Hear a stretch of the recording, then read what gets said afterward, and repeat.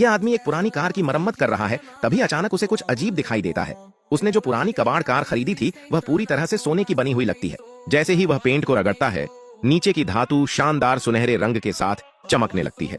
अपने संदेह की पुष्टि करने के लिए वह सफाई की गति बढ़ा देता है। देखते ही देखते और भी सोना सामने आने लगता है। उत्साहित होकर वह कार का हुड खोलता है और उसकी सतह को जोर से खरोंचता है। वह पाता है कि वह कहीं भी खरोंचे, नीचे की परत हमेशा चमकता हुआ सोना ही होती है। उस पल उसे कुछ चौंकाने वाला एहसास होता है। यह कार निश्चित रूप से ठोस सोने की बनी है। इस अचानक मिली दौलत से वह बेहद खुश है, लेकिन लालच के कारण वह इसके बारे में किसी को नहीं बताता। इसके बजाय वह सोने वाली जगहों पर जल्दी से पेंट कर देता है।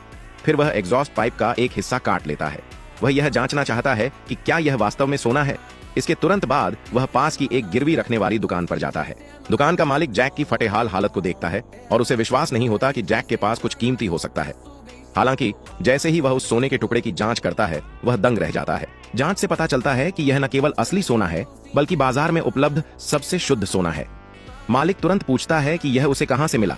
मुसीबत से बचने के लिए जैक कहता है कि उसे यहां पड़ा हुआ मिला। यह जानकर कि जैक सच नहीं बोल रहा है, मालिक उससे उसका फोन नंबर मांगता है। वह कहता है कि जैक के पास चाहे जितना सोना हो वह सब खरीद लेगा। फिर वह जैक को नकद पैसों की एक गड्डी थमाता है। पैसे मिलने के बाद जैक तुरंत अपनी पूर्व प्रेमिका के पास जाता है, लेकिन उसे जैक में कोई दिलचस्पी नहीं होती। आखिर जैक पहले गरीब था और उनका बहुत पहले ब्रेकअप हो गया था। अचानक जैक नोटों की एक बड़ी गड्डी बाहर निकालता है।